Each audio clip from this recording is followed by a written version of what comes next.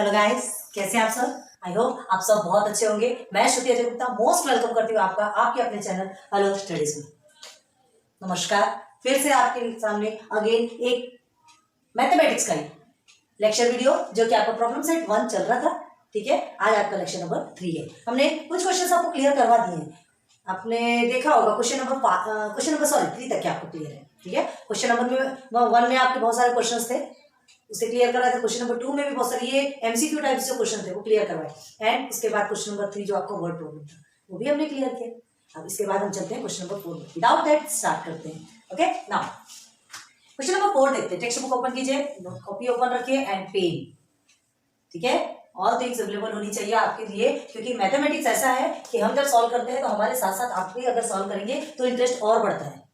ठीक है, हम ईश्वर से यही उम्मीद रखते हैं, ईश्वर से यही आपके लिए ब्लेसिंग्स लेते हैं कि हमसे भी स्पीड से आप सॉल्व कर सके। तो चलो स्टार्ट करते हैं। क्वेश्चन नंबर 4 क्या है 70 trees were planted by Parth and 90 trees were planted by Pradnya. Okay, Parth ने कितने ट्रीज प्लांट किए 70 trees एंड प्रज्ञा ने 90 trees on the occasion of tree plantation week.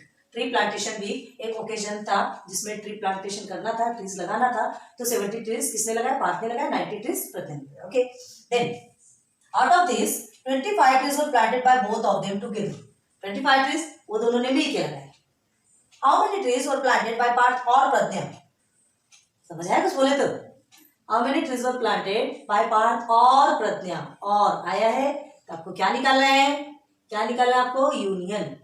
और आया है, ध्यान दीजिए। तो सिंपल वे में सबसे पहले हम लिखेंगे सॉल्यूशन। ये आपका क्वेश्चन नंबर 4 है। ओके, लिखते चलते हैं सॉल्यूशन। सबसे पहले लेट जो हमारा गिवन है, ठीक है, लेट यहीं से लिखे, एक साइड से लिखते हैं लेट तो स्पेस अच्छी रहती है। Let A is a set of trees, ठीक है, planted by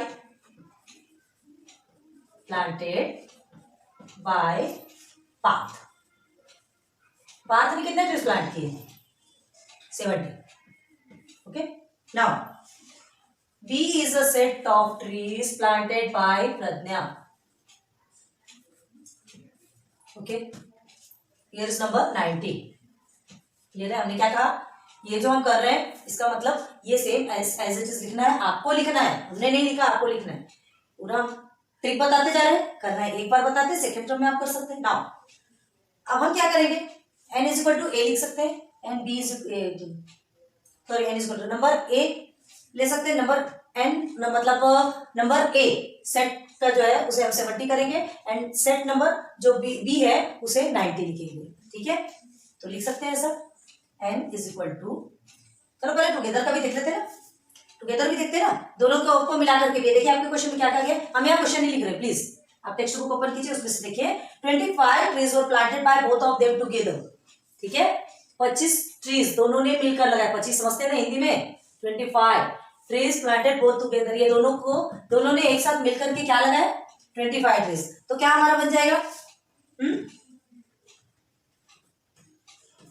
A intersection B is equal to, ठीक है, सेट ऑफ ट्रीज ऐसे लिखना है आपको, प्लांटेड बाय बोथ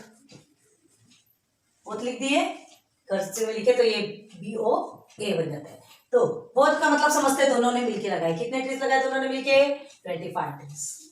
यहां तक क्लियर हो गया।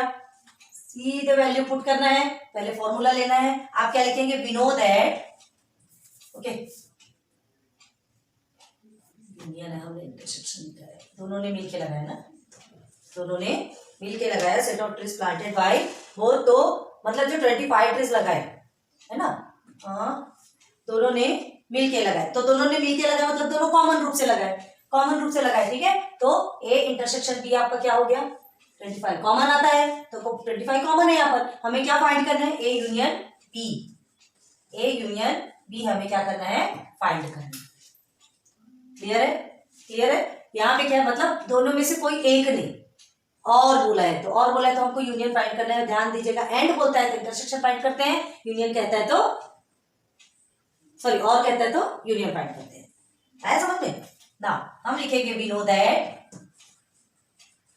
वी नो दैट, क्या फॉर्मूला लिखिए,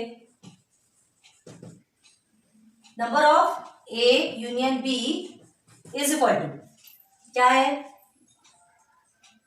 number of A plus number of B plus sorry minus number of A intersection B, यही है आपका फॉर्मूला।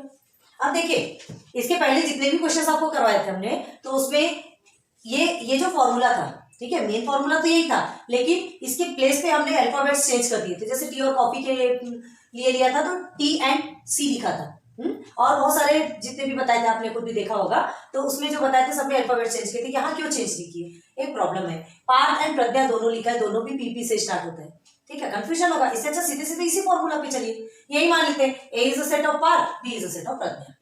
क्लियर है, चलो नंबर ऑफ ए कितना है आपका, पार्थ का 70 है, देन प्रज्ञा ने कितने ट्रीज लगाए 90, देन टोटल दोनों ने मिलकर के कितने लगाए कॉमन 25। क्लियर है, सॉल्व करते चलिए, 7 एंड 9 कितना होता है 16, ठीक है, तो 160 हो गया माइनस 25। अब 160 में 25 को माइनस करते हैं तो आपका कितना आता है, हियर इज 5 1 3 हियर इज 1 135, ठीक, तो 135 क्या है आंसर। कैसे लिखेंगे आंसर, याद दिख रहा है कि नहीं आपको, देखो हम बोलते भी जा रहे हैं, दिख रहा हो तो बहुत अच्छी बात है, नहीं दिख रहा तो हम बोल रहे हैं, देखिए, ठीक है, बॉक्स में करेंगे आप 135, ठीक है, 135 trees, 135 trees were planted by both Parth और प्रज्ञा,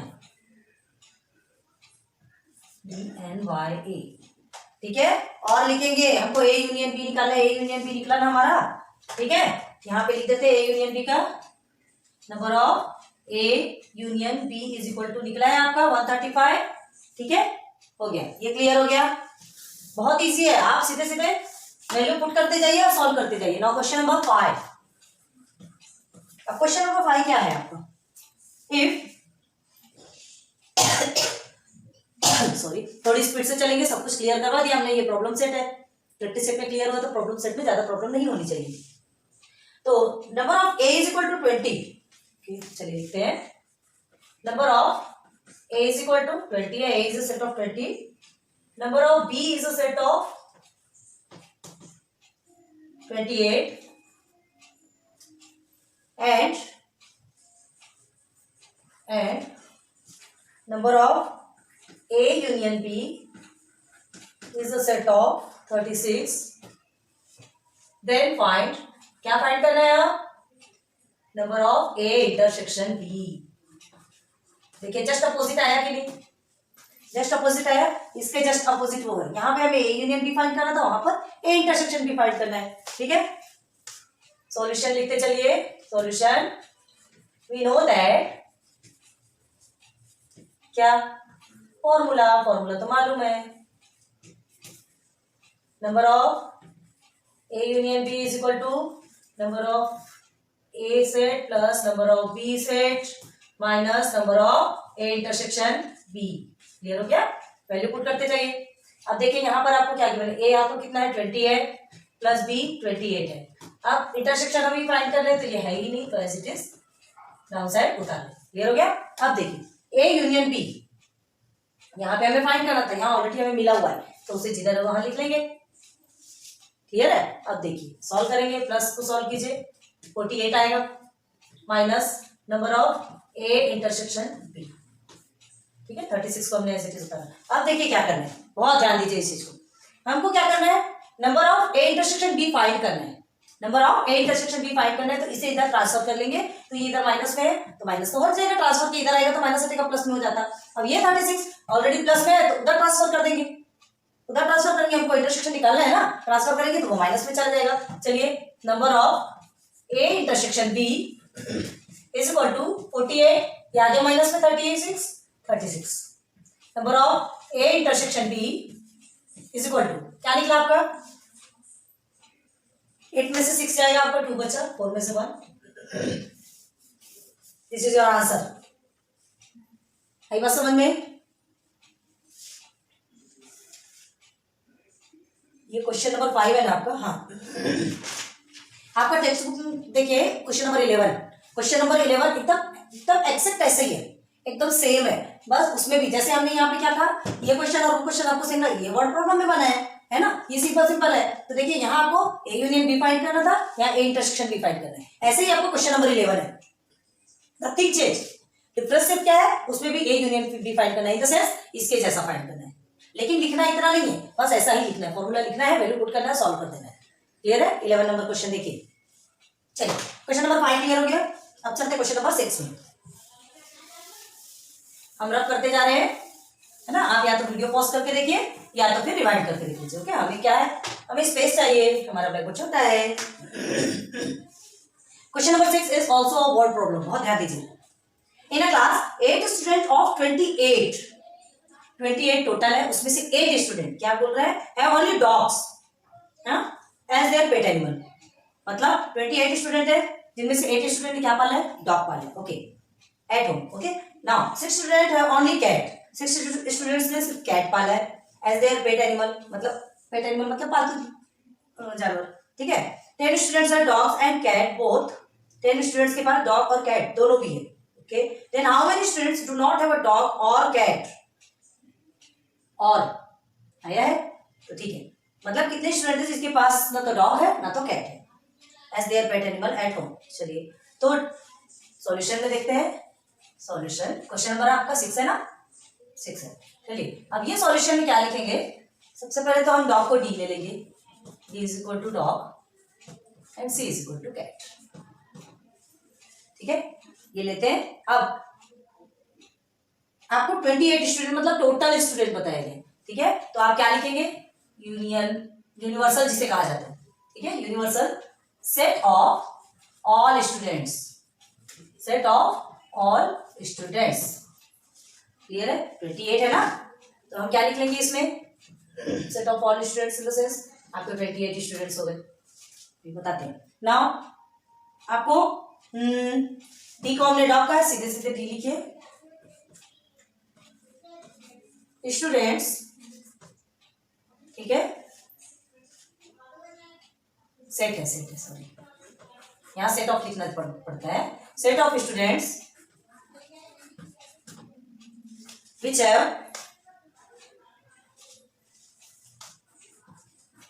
है वो है जो भी लिखना है। ठीक है, डॉग, ठीक है, एस पेट एनिमल। फर्स्ट में बता रहे हैं, कैट में आप खुद से लिख सकते हैं। तो डॉग कितने स्टूडेंट्स के पास है, 8। ठीक है ना, कैट के लिए बिल्कुल सेम लिखेंगे, सिर्फ डॉग की स्पेस पे आप कैट लिख देंगे। कैट कितने लोगों के पास है, 6 लोगों के पास है। ठीक है, अब 10 स्टूडेंट्स ऐसे जिनके पास डॉग और कैट दोनों है, तो दोनों है मतलब कॉमन है, इंटरसेक्शन आ गया आपका। तो क्या लिखेंगे, डी इंटरसेक्शन सी, दोनों के पास कॉमन है। तो set of students which have both, ठीक है, set of student who have dog and pet animal, cat में लिखेंगे। Set of student who have cat as pet animal, and D and C में आप लिखेंगे set of student who have dog and cat both, ऐसा लिखेंगे। ठीक है, तो कितने स्टूडेंट हो गए आपके, 10 हो गया। क्लियर आ रहा है ना बात समझ में? बहुत सिंपल है, बहुत अच्छे से ध्यान दीजिए। तो अब हमें क्या फाइंड करना है, ऐसे स्टूडेंट जिनके पास कुछ भी नहीं है। ऐसे स्टूडेंट्स जिनके पास कुछ भी नहीं है, मतलब हमें क्या फाइंड करना है, यूनियन, डी यूनियन सी हमें क्या करना है, फाइंड करना है। क्लियर है, डी यूनियन सी हमको फाइंड करना है। और याद रखिए एंड हमको गिवन है और फाइंड करना है। अब देखो यहाँ क्या दिया है, आप सीधे सीधे पहले आपको एक डायग्राम बताते हैं, उससे समझ में आएगा। लाइट ऑन है कि एक मिनट, वीडियो ऑफ तो नहीं देखते। ओके, नहीं हुई है वीडियो स्टॉप, चलते हैं। तो देखिए यहाँ पे क्या कहा गया, आपको ध्यान दीजिएगा, बता रहे समझ में आ रहा है। 28 जो टोटल यूनिवर्सल जिसे कहते हैं, यूनिवर्सल मतलब पूरा, 8 student dog, 6 student cat and 10 student common, मतलब दोनों भी एक ही है। आ रही बात समझ में? तो सबसे पहले हम क्या निकालेंगे, डी यूनियन सी फाइंड करना है। डी यूनियन सी फाइंड करेंगे और पूछा है, याद रखिए। तो डी यूनियन सी फाइंड करने के लिए देखो हमें क्या करना, अब बहुत ध्यान दीजिएगा, ये पेशेंस रखे कि यहाँ पे वो फॉर्मूला नहीं लगेगा। पहले हमें क्या करना है, हमको यहाँ पे क्वेश्चन क्या पूछा है कि ऐसे बच्चे जिनके पास कुछ भी नहीं है, ना तो डॉग है ना तो कैट है। यहाँ पहले क्या पूछा जाता था, ऐसे एटलीस्ट जिनके पास वन तो है, जिनके पास एक तो भी है, ऐसे वाले क्वेश्चन देखे थे आपने, ठीक है। अभी क्या क्वेश्चन पूछा है, जिनके पास ना तो कैट है ना तो डॉग है। तो आपको क्या करना है, पहले इसे फाइंड करेंगे, डी यूनियन सी को फाइंड करेंगे, उसके बाद फिर जिसके पास कुछ भी नहीं है वो निकालेंगे। तो जिसके पास कुछ भी नहीं है वो यूनिवर्सल के साथ में माइनस होगा, सब्ट्रैक्ट होगा। क्लियर है? तो चलिए पहले हमें क्या देखना है, number of D union C हमें फाइंड करना है। डी यूनियन सी फाइंड करने के लिए अभी वो फॉर्मूला पुट नहीं होगा, बार बार बता रहे हैं, ध्यान दीजिए। अभी हमें क्या करना है, ये जो बोथ है 1, 2 एंड 3, जिनके पास डॉग कैट जो कुछ भी है तो सही, इनके पास तो है ना, तो हमको जिसके पास नहीं है वो निकालना है। तो तीनों को पहले प्लस करेंगे, ठीक है। तो क्या लिखेंगे यहाँ पर, 8 + 6 + 10। बहुत ध्यान दीजिएगा, नहीं तो आप कंफ्यूज हो जाएंगे, सब गलत हो जाएगा। तो हमारा number of D union C देखो क्या निकलता है, 10, 20, 24 हो गया। Number of D union C आपका निकल गया। सॉरी, डी यूनियन सी नहीं, नंबर यूनियन आपका यूनियन निकालना है, मतलब यूनियन इन द सेंस दोनों सबका मिला करके कितना हुआ। डी यूनियन सी नहीं है, ये यूनियन निकालना है, नंबर ऑफ यूनियन। ओके, क्या फाइंड करना है, नंबर ऑफ यूनियन, ये फाइंड करना है। तो अभी हम सिर्फ नंबर ऑफ यूनियन निकालेंगे, ठीक है। तो नंबर ऑफ यूनियन, एन क्यों लिख रहे हैं, ये नंबर ऑफ यूनियन कितना हुआ आपका, 24। आई बात क्लियर? तो ये 24 हुआ। अब ये 24 आपको यूनियन इन द सेंस तीनों को मिला करके आया, यूनियन ये तीनों को मिला करके आया।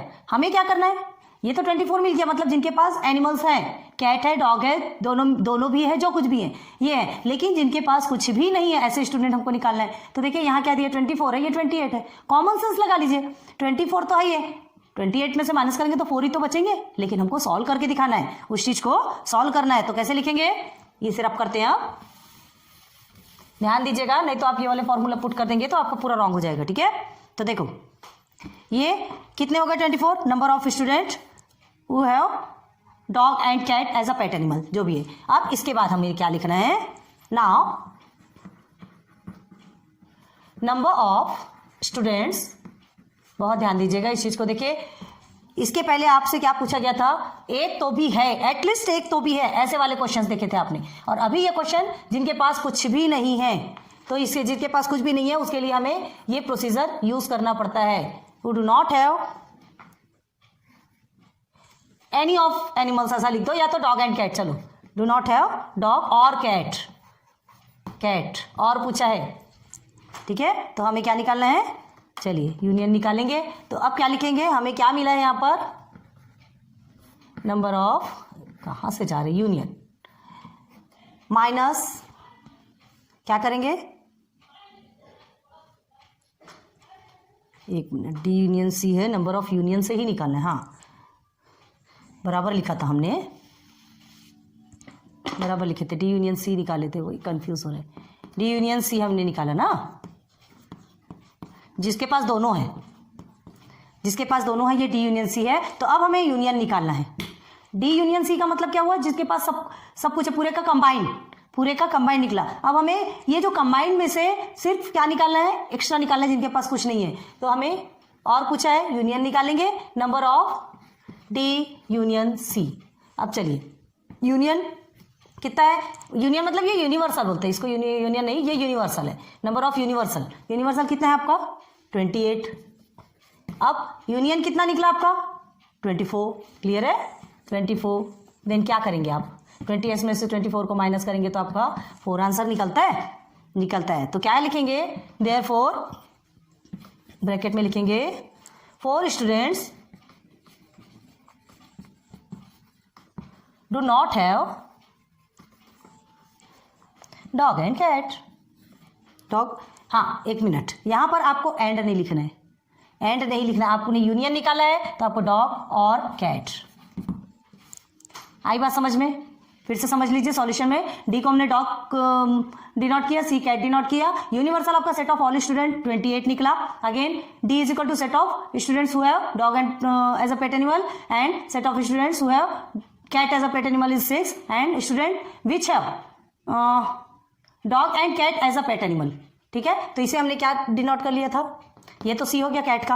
अब ये जो है 10 है ना, dog and cat as a pet animal, मतलब दोनों के पास जो है, दोनों भी है उनके पास में, ठीक है। अब उसके पास क्या क्या कहेंगे, मतलब डी इंटरसेक्शन सी ही है, जो दोनों है कॉमन है ये। लिखना भूल गए हम यहाँ पे, डी इंटरसेक्शन में कॉमन रहता है ना, लिख लीजिएगा।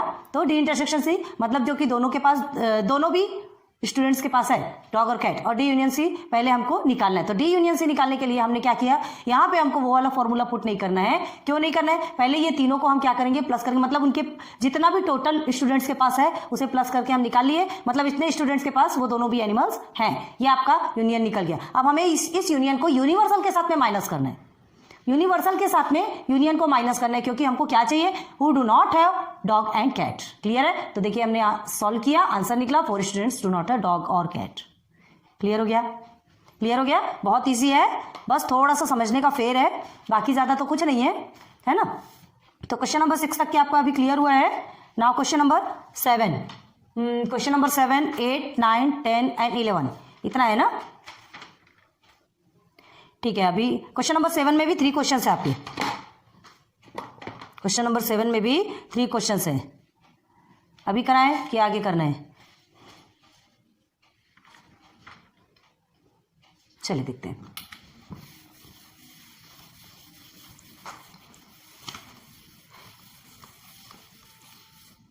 क्वेश्चन नंबर 7 देखिए, क्वेश्चन क्या दिया है, represent the union of 2 sets by Venn diagram for each of the following. अच्छा, मतलब आपको सेट्स गिवन है, आपको वेन डायग्राम में बताना है, ज़्यादा कुछ नहीं है। देखिए फर्स्ट में देखिए, क्वेश्चन नंबर 7 चल रहा है, ध्यान रखिए ना। ए में क्या गिवन है आपका, ए सेट में 3, 4, 5 एंड 7, ये आप ही कर सकते हैं, हम एज लाइक होमवर्क दे सकते थे, लेकिन चलिए कोई बात नहीं, 2 करवाते, 1 आपको होमवर्क देंगे। क्लियर है। 7 में 3 है आपकी, 1, 2, 3, ये हो गया। अब बस इसका हमको क्या करना है, रिप्रेजेंट वेन डायग्राम बनाना है। बनाइए वेन डायग्राम, क्या पढ़ रखा है इसमें, ये 2 हो गए, ठीक है। ये हमारा ए सेट है, ये बी सेट है। अब क्या निकालना है, सबसे पहले आपको वेन डायग्राम बनाना है। तो देखिए इसमें क्या है, सबसे पहले कॉमन क्या है, 4 इज कॉमन, 4 कॉमन है, तो ये हम कॉमन में लिख देंगे, ये आपका इंटरसेक्शन प्लेस हो गया, ठीक है। अब ए में क्या है, 3, 5 एंड 7, 4 तो ऑलरेडी है। बी में है 1 एंड 8, हो गया, बन गया ये आपका वेन डायग्राम। बस यहाँ लिख दीजिए वेन, DIAGRAM, ये first complete. Now second, 7th में ही सेकंड, चलिए। हाँ, P is the set of, क्या गिवन है आपको, A, B, यहाँ अल्फाबेट्स है, C, E and F, D नहीं है, याद रखिए। Now Q is the set of L, M, N, E and B, यही है। तो सबसे पहले हम कॉमन निकालेंगे। कॉमन आपका क्या है, E है, आप लिखिएगा यहाँ पे कॉमन, ठीक है। तो क्या लिखेंगे, कॉमन P इंटरसेक्शन Q, यहाँ पे भी लिख लीजिएगा, आपकी मर्जी। P इंटरसेक्शन Q लिखेंगे तो कॉमन आपका क्या निकलेगा, E निकलेगा, ठीक है। एंड P यूनियन Q ऐसा लिखेंगे, तो P यूनियन Q आप सब कुछ मिला करके लिख लेंगे। वो आपको सिर्फ और सिर्फ क्या लिखा है, represent the union of 2 sets by Venn diagram. सिर्फ वेन डायग्राम कहाँ है, आप निकाल लीजिएगा, P यूनियन Q आप निकाल सकते हैं। क्लियर है, P एंड Q मिला है, P यूनियन Q आप निकाल सकते हैं। चलो ठीक है, निकाल लीजिए। क्या दिया है आपको P यूनियन Q में, सिस्टमेटिक लिखिए तो जल्दी समझ में आएगा। A, B, C, then F, E common है, E लिख देते हैं, E, F, E एक ही बार लिखेंगे ना यूनियन में, F के बाद ये B है ना, क्या है, B है ना, B है, ओके। तो हाँ, 1 मिनट, B भी आपका कॉमन है, B भी आपका कॉमन है, ध्यान रखिए। और B ही है ना कि और कुछ है, ये B इतना पीछे दे कैसे दिया,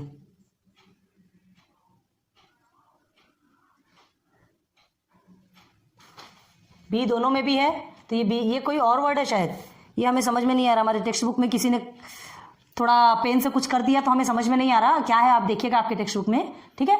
तो ये हमें, ये या तो P होगा, ये P होगा शायद, हाँ, तो इसलिए है, ओके, P होगा, ये B नहीं है, ठीक है। थोड़ा किचर पचर कर दिया। पुरानी वाली बुक है हमारे पास बच्चों की, जो बुक हमें दिया गया वो उस बुक से हम समझा रहे हैं आपको। चलिए हो सकता है ये पी है आपको, तो ये कॉमन नहीं आएगा आपका। अब देखिए एफ हो गया, फिर L M N and P, ये आपका किस में हो गया? पी यूनियन क्यू में। आपको ये बनाना नहीं है, लेकिन सीधे सीधे वेन डायग्राम में ही बताना है, तो भी हम बता दे रहे हैं।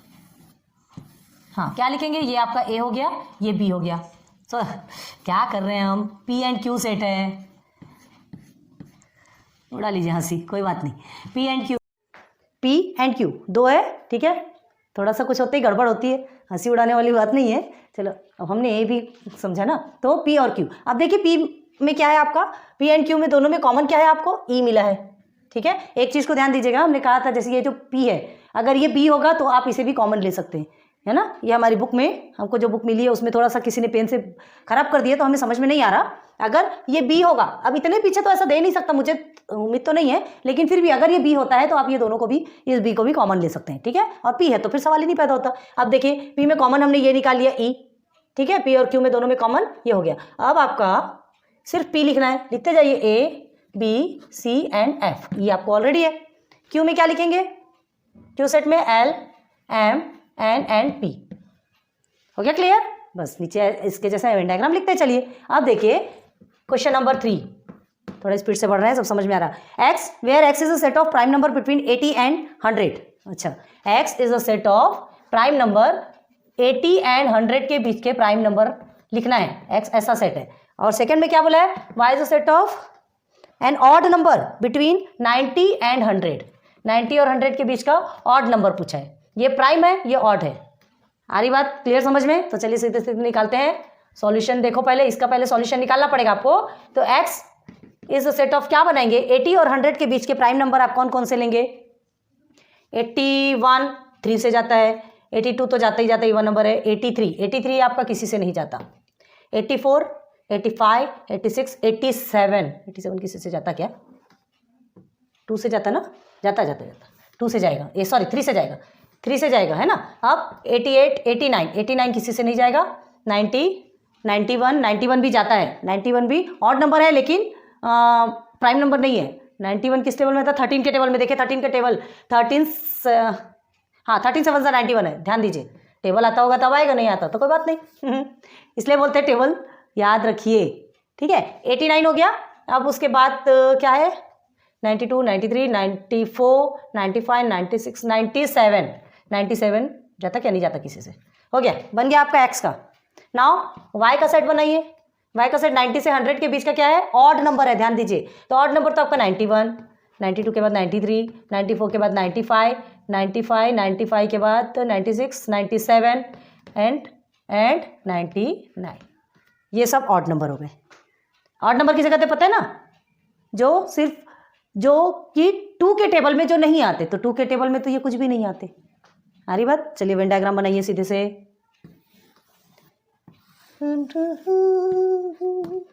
एक्स एंड वाई कॉमन क्या है दोनों में? देख लीजिए 97 है, 97 हमने यहाँ कॉमन कर दिया। नाउ 83 एंड 89 हो गया, इधर एक्स में फिलअप कर दिया। अब इधर फिलअप कीजिए 91 93 95 97 नहीं लिखेंगे, हियर इज 99।